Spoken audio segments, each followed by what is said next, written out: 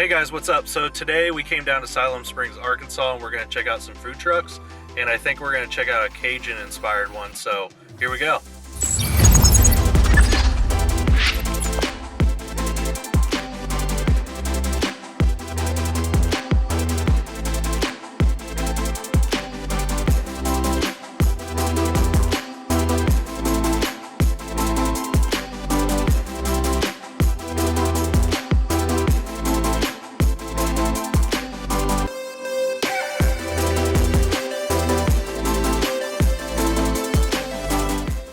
Hey guys, so as you just saw, we just got done walking the trail at Natural Falls State Park, and once we saw the waterfall, we kind of worked our way out, explored a couple other trails a little bit, and now we're making our way back home. So here we go.